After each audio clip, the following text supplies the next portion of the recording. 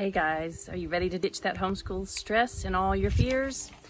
When I started homeschooling, I had been a high school English teacher before, and I just could not wait to start homeschooling my daughter. I thought it was going to be the best thing ever. And I remember we came home that first week, and I just basically recreated the classroom at home. She had a little desk that she sat in, and I even made a bulletin board. Y'all, a bulletin board for her room. It was a little caterpillar. I made it out of round pieces of construction paper and had said something about wanting to be a bookworm. It was super cheesy. But anyway, needless to say, in a matter of weeks, we were pretty miserable. She was miserable and I was, and my ideas and dreams of homeschooling just fell flat. And I was very discouraged, very frustrated, didn't know what to. I didn't know any other way to educate. I thought that the classroom model was all there was, but turns out I was very wrong. I tried all different methods. I read all the things, watched all the videos, listened to all the different perspectives on homeschooling methods, and I just spent a tremendous amount of time, energy, and frustration trying to come up with the solution to all the stress and the frustration I was feeling. And I finally, years later, landed on a method of homeschooling called relaxed homeschooling. Now, I had to do a lot of de-schooling first, and that's my first advice to moms. You have to de-school yourself, but it takes a lot of time, especially if you're not sure where to go. And now, 23 years later, I have been homeschooling for 23 years. I have 11 children. I've still got a few to go. I have not only been able to enjoy this new method of homeschooling and has taken all of my stress away, but it has allayed some of my early fears of, well, yeah, the stress is gone, but is this going to be enough? Are they going to be prepared enough? What if they need to go to college? And so now I've had several go to college, did great. I'll tell you about that more later on, but I've had time to see that it works and it can work for you too. So what I've done is taken all my years of research and reading and studying, and I've just condensed it down to a very short, small snippet. So in this video, I'm going to tell you exactly why we have this homeschooling stress and exactly what you can do about it. So I'm just gonna now pan my camera to some slides to give you some visual aids, and I hope that you love what you learned today, and I can't wait to get to know you and hear your story. So let's jump in. There is a very specific reason why you feel stressed out about homeschooling, and I'm about to tell you what that is. But first, I need you to think about some things. Do you remember the almost unbelievable fact about Galileo from when you studied about him in high school, or maybe you've read to your children about him? He is a man we now admire for his incredible contributions to science as an astronomer. But did you know that he was questioned by the Roman Inquisition of the Church, publicly threatened to be tortured, and finally convicted of heresy and placed under house arrest until he died, all for saying that the sun was the center of the solar system, something so obvious to all of us now.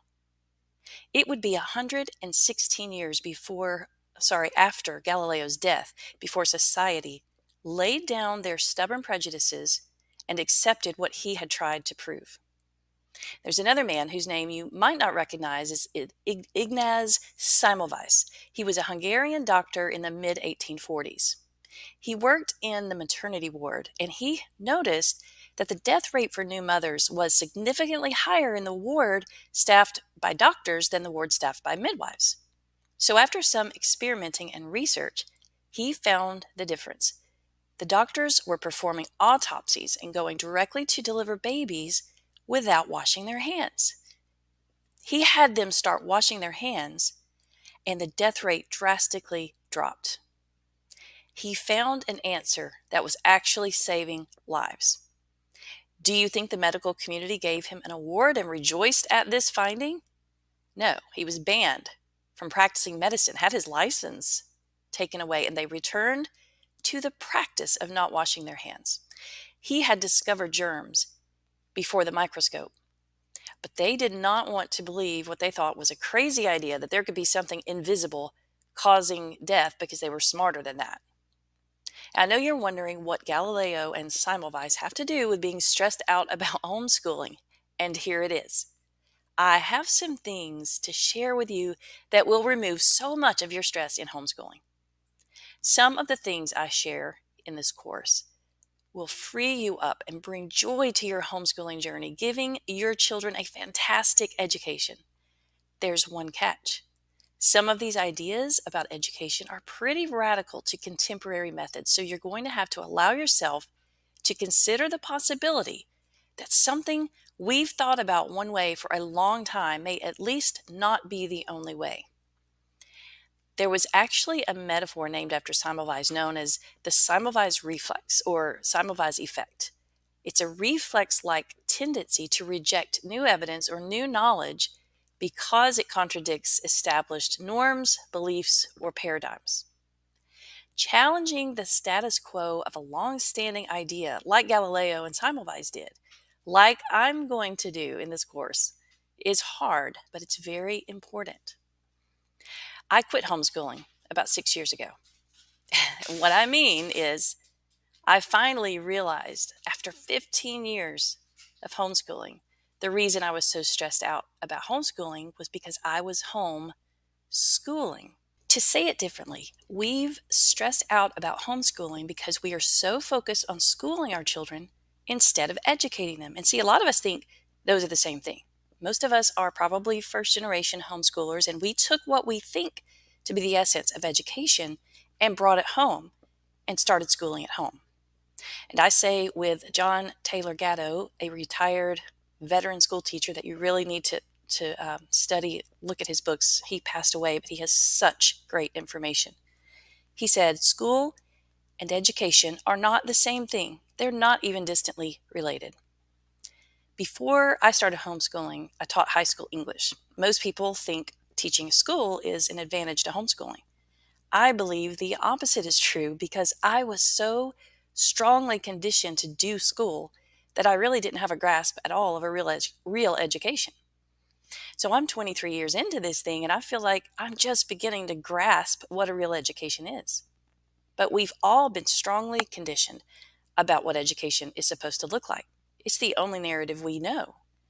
As a teacher, I got caught up in filling in the blanks, checking off boxes, turning in my neat little papers.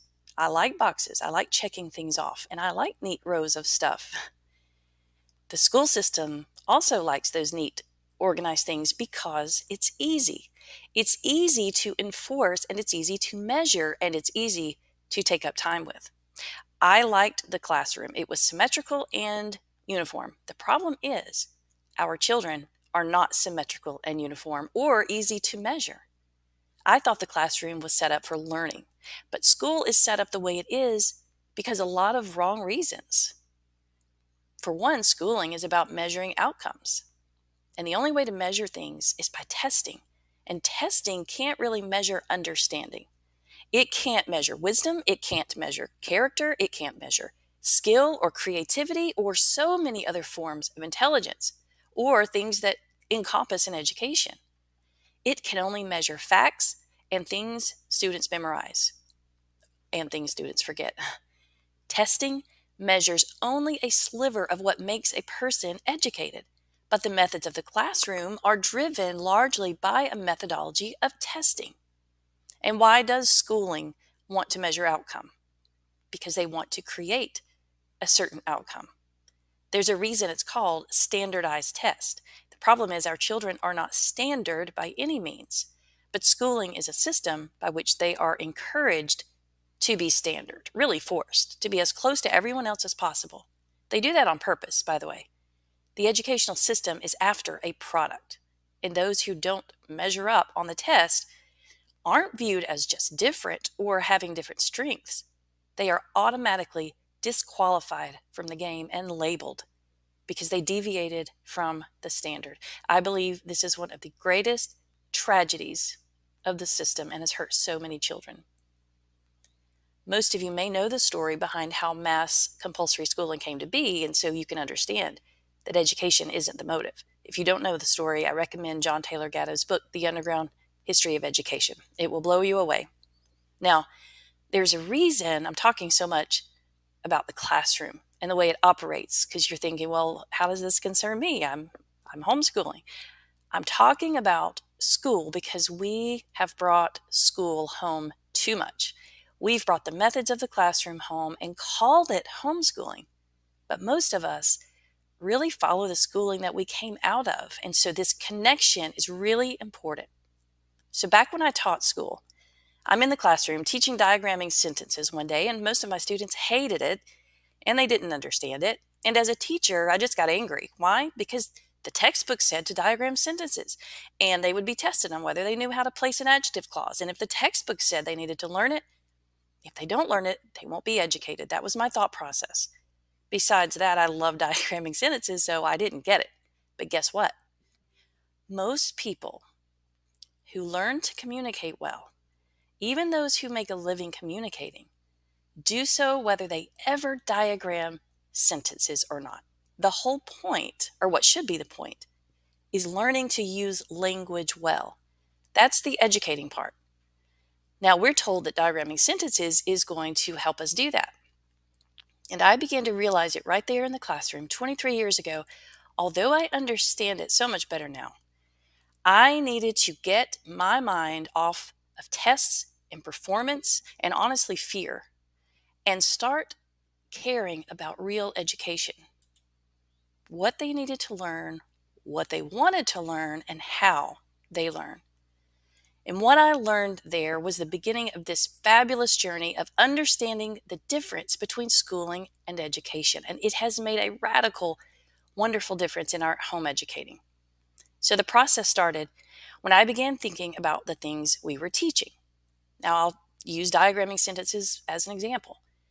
When a student asked me to explain why we diagram sentences, I spouted off my scholarly answer about how the more we understand parts of speech, the better communicators we become. That sounds like a good explanation, right? But I had taken so many advanced grammar courses in college, and I knew deep down that diagramming sentences wasn't at the heart of learning to communicate well. You see, language is a breathing, living thing. We begin learning it as soon as we're born. I don't know a mother who has bought a formal language curriculum for her babies. And we know that learning a language is complicated and important. It's not something we can afford to fail at. But children under normal circumstances will learn the English language. Not just that, they learn grammar. You don't have to explain to a child that if they want to make a word plural, they need to add an S. Did you know they still teach that in school? You have worksheets, if you remember, to make a word plural, add an S. To make a word past tense, add ed. You don't have to teach a child to conjugate verbs. He learns that naturally. But we go over and over and over it. Why do they teach that? Because measuring the definition of a simple rule of grammar is much easier than measuring its proper use. So they make us memorize rules about things we already know how to do. So it really helps us to understand that testing these measurable definitions drives much of the way schooling works. Fast forward to my life now as a homeschooling mom, and we have done very little formal grammar, and I mean very little. And I love grammar. I think learning to communicate well is probably the most important part of a good academic education. But grammar is only a means to an end. It's just a tool. Better communication is the goal. We learn to communicate well by reading it, copying it, hearing it, doing it. Albert Einstein said there's no real learning apart from experience. The only real learning happens by doing. Now, if I were to ask you, what a predicate adjective is or subjunctive mood of a verb, could you define that? Probably not, but yet you have no problem using those things when you're communicating. How is that? Because communication is a basic part of our existence. We learn it, and we learn it well without analyzing the syntax because we need language. A fabulous chef doesn't become fabulous by studying the molecules of the food. He becomes fabulous by using the food and experimenting with the flavors. Understand something. You don't have to throw out your grammar book if you're not ready to make that kind of leap. But you do not have to be enslaved to it either. Thinking that if you don't do it, your kids are going to not going to learn what they need to learn. Moms come to me often describing a scene of wailing and gnashing of teeth because Susie can't get past diagramming sentences. Mom's crying, Susie's crying, they hate homeschooling. No, it doesn't have to be like that. Throw it out. She's going to be fine. And I don't think that's teaching your child. I don't think that's teaching your child to give up. There are plenty of areas in life where we can teach tenacity and discipline without making learning miserable for them. I don't think we need to sacrifice the joy of homeschooling on the altar of, quote, teaching diligence.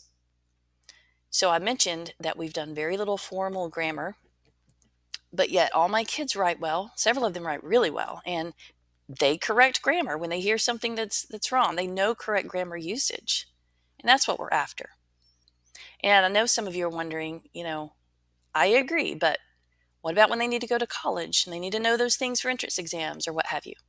Don't we have to jump through the hoops to make sure they're prepared? The short answer is no, you don't. A couple of other answers. Ironically, after all that memorization of terms in school, most college entrance exams will test grammar by usage. So it won't say, identify the part of speech of this word. Instead, it will have an underlined passage, and you have to say whether it's correct or needs to be replaced with the correct option. Secondly, taking a crash course, you can even take them online before a test, is very helpful, especially when they already have a good grasp of the subject. So it's not as if our children can't take tests unless we put them through 5 years of grammar. You see what I'm saying?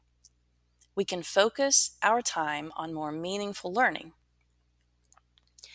I have a lot more proof now of this because there was a time when I'll admit I had some underlying fears, wondering if it would in fact be enough, not doing intense grammar, if one of my children wanted to go to college. Well, my married daughter got the notion she wanted to go to nursing school before the Lord gave her a child.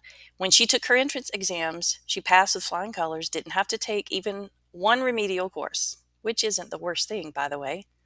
So that played out well. Well, then another daughter of mine also decided to go to nursing school. She ended up finishing her associate, and she wanted to go more into mission work. But she was top of her class in every single class. When her English professor, when she wrote her essay in her English class, this was the first time she had ever written an essay. He emailed her and asked if he could use her essay to show the class as an example. Mostly all we had done at that point is copy work. So it gave me a lot of confidence to trust the process. Now, if you have, a child who he's a visual learner, he may love diagramming sentences, let him diagram sentences. I'm not saying diagramming is bad, but I'm trying to help you understand it's not necessary to reach our educational goals. If it's hindering the joy of your journey, close the book. And that's one big part of what will free you up as a homeschooling parent. So I just spent a lot of time talking about one tiny aspect because I want to force you to think about this. What is your goal as a homeschooling parent? We now practice what I call a relaxed method of homeschooling, and not only has it brought us so much freedom, taken away so much stress, but as a veteran homeschooling mom, I've got the experience to prove it works. With 6 children graduated and 2 having gone to college, I have seen proof that you can homeschool without the stress and still be certain your kids will be prepared for what they need. If you want to learn more about how we implement this relaxed method, grab my short course and be on your way to a stress-free approach to homeschooling.